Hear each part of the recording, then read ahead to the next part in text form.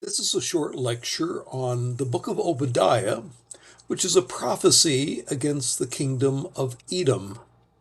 And my name is Dr. Joe Sprinkle. A little bit of introduction to Obadiah. The theme of the book is that the whole book, which is only one chapter, is an oracle against Edom. Edom were the descendants of Esau, the son of Isaac and the twin brother of Jacob. Edom was thus a brother nation of Israel. In fact, the text refers to that. Verse 10, because of the violence against your brother Jacob, you will be covered with shame. So Israel and Edom were brother nations. Edom settled south and east of the Dead Sea, as you can see on the map to the right. Authorship of Obadiah. 12 Obadiahs are mentioned in the Old Testament, but none of them can be clearly identified with the Obadiah of this book. So we know his name, but we don't know anything about him. The name means servant of Yahweh, kind of like Abdul in Arabic, which means servant of Allah. So Obadiah means servant of the Lord or servant of Yahweh. As far as the date of the book, well, that's disputed too. And it depends on the date of the events recorded in verses 10 through 15 of the one chapter of Obadiah, where it speaks of, because of the violence against your brother Jacob, you will be covered with shame, you will be destroyed forever.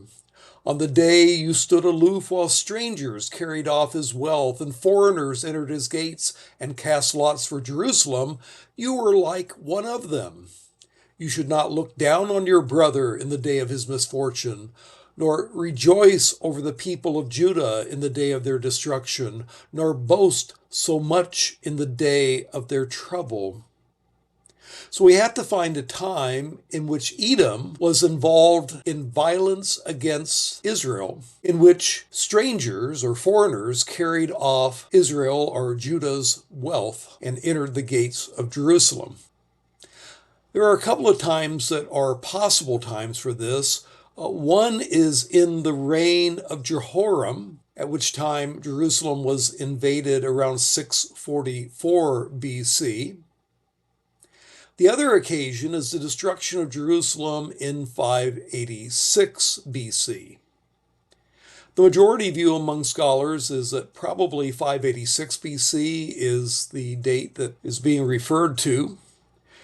Psalm 137 and verse 7 and Lamentations 4, 21 and 22 condemn Edom for their role in the destruction of Jerusalem in 586 by the Babylonians. They basically assisted the Babylonians in destroying Jerusalem. Now, one of the themes of this book, and the main theme of this book, is Edom's arrogance. And they were arrogant for a variety of reasons. They were arrogant because of the security of their habitat.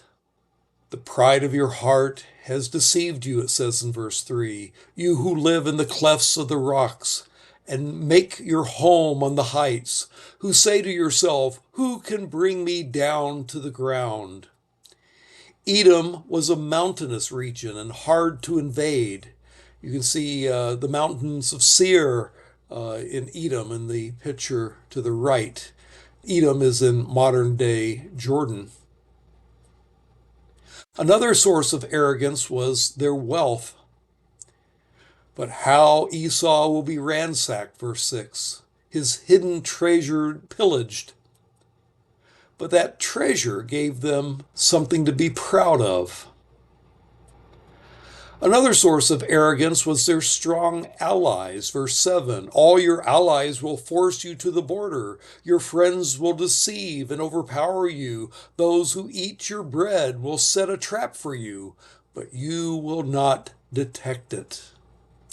They were arrogant because they did have strong allies, but their allies would turn on them.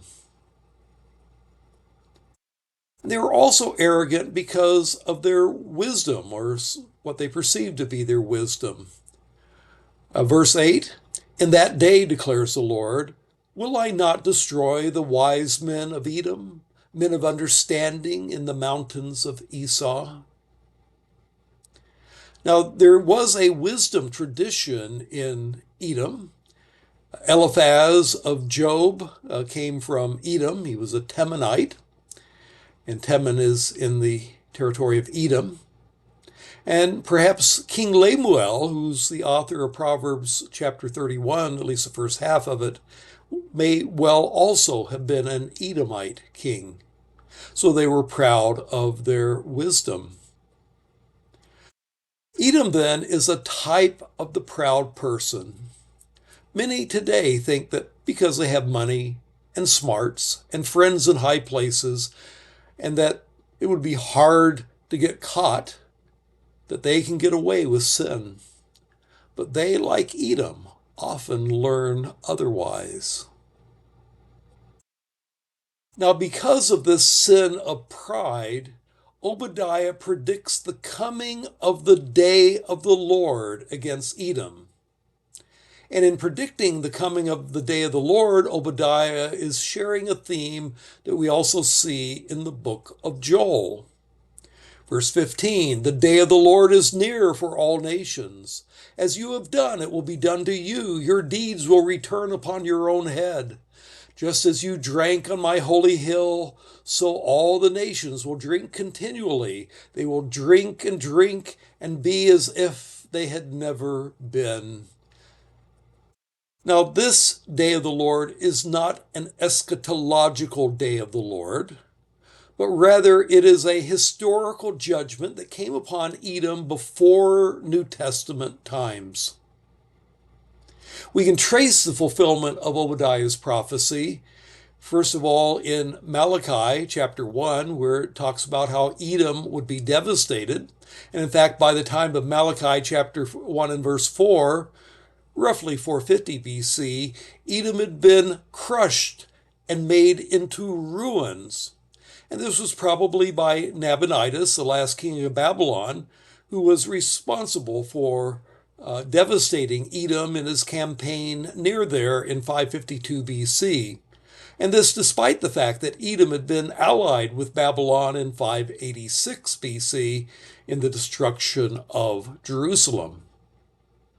Over time, the Nabateans replaced the Edomites from their homeland. An Arab tribe called the Nabateans came in and displaced the native Edomite population and forced the population out of their original territory.